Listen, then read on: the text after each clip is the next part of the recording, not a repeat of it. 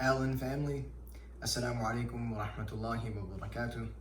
This is your brother in Islam, Nauman Khan, coming to you from a very different platform than we are typically accustomed to seeing each other. Typically throughout the week, we'll get to see each other during prayers, during events, during different workshops that we have at the masjid.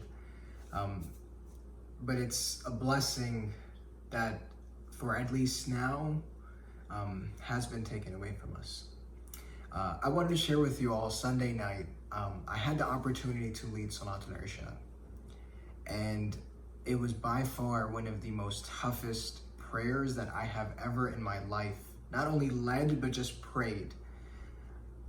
Maybe it was the fact that a typical crowd of 150 people was now reduced to simply 12, 13 congregants. Or maybe it was the fact that every single individual who came to the masjid came with their own sajjada or came with their own janamas because they did not want to put their foreheads on the carpet. Or the fact that some of us had to use tissue papers so that we can make sajda on top of it, just following the guidelines that have been provided to us by health professionals. When you step outside the masjid, you're like welcomed by the sound of kids running around and people laughing and uncles, they're talking about their days and they're catching up on what they did all day, and khaltus are catching up on the other side and aunties are catching up on their own end. And you see kids playing basketball, some are throwing the football, some are playing soccer, and it's just such a vibrant time. And it went from that to absolute crickets. The parking lot, which typically is full, and people have to park outside of the parking lot, and they have to park by Bob's Storage and Life Storage in that little area right there. But the whole parking lot had about 12 cars. And so all of that collectively just made it one of the most toughest experiences that I have ever had when it came to prayer. It was one of the most toughest Salatul Ishas that I have ever experienced in my life. But dear brothers and sisters, I wanted to start off with that particular understanding. Pain. What is pain in Islam? You see, dear brothers and sisters, when we feel pain for the sake of religion, because something about religion was affected, or our practice of religion was affected, the freedom to practice was affected, anytime we feel any sort of pain, that is an alama that we have something absolutely beautiful within us. What I mean by that is the fact that this heart of mine that's so rusted, that's so corrupted, that's so filled with anger, hate, malice, jealousy, this same exact heart, if it can feel pain because the masjid is closed, then that's a sign for me that there's still life in this heart. There's still something for me to build upon. And so the first reflection that I wanted to share with you, dear brothers and sisters, is if all of us, any of us, feel this pain, wallahi, it's a mercy from Allah subhanahu wa ta'ala, because we still have faith. And this leads me to my second point. You see, when we look into the life of the phenomenal role model that he was, sallallahu alaihi wasallam, and when we look specifically into his life and we see how he dealt with negativity when it was given to him, or negativity that was thrown his way, how he responded was absolutely phenomenal. You see, there was something so remarkable about him, sallallahu alaihi wasallam, that he was able to transform every negative into some sort of positive.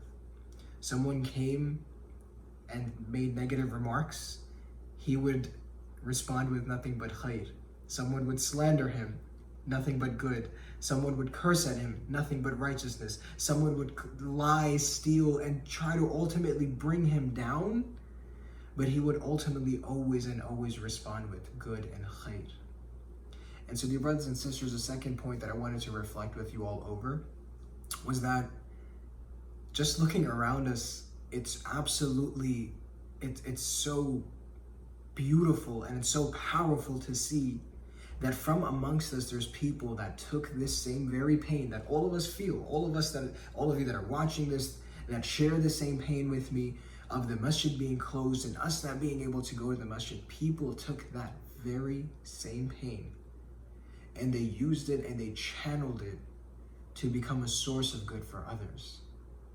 And so what I mean by that is when we look around, there's already people that are from our own that have started food runs for the elderly, the most that are the most vulnerable to this virus, the most that are the most susceptible or most open to getting the virus. People have already started making, platforms for people to come contribute in whatever ways we can. Like, subhanAllah, that is like the epitome of being a mu'min. It's taking pain. We're all gonna feel pain. We're not gonna we're not gonna live a life that's free of pain or free of obstacle or hurdle. And so this pain that we feel, it's great, but it's just the first step. And subhanAllah, some of us from our own community have already started showing us how we ought to use that pain by being a source of khair to others. And the last reflection that I wanted to share with you all is that if we cannot contribute for any reason whatsoever, maybe because the restrictions don't allow for us to come outside, or maybe because we have too many tasks at home and we just can't attend to other people, that's totally fine. One thing that we always have at our disposal is that we always have access to each other in the form of dua. We always can remember each other in prayers. And this is something that continues to live on even after our relationship ceases to exist in this world. With our loved ones, when they've passed on, we remember them through our du'as. And ultimately, that's something that we have as a shield of sorts for us to continue to remain as the family that we are. So Allen family, Jazakallah khair for tuning in. I request that you, with that being said, I make a selfish request that you remember my parents in your dua more specifically. They still live in New York, and so I request that you keep them in your prayers, and inshallah I will most definitely do the same for you and yours. Barakallah feek. Assalamu alaikum wa rahmatullah wa barakatuh.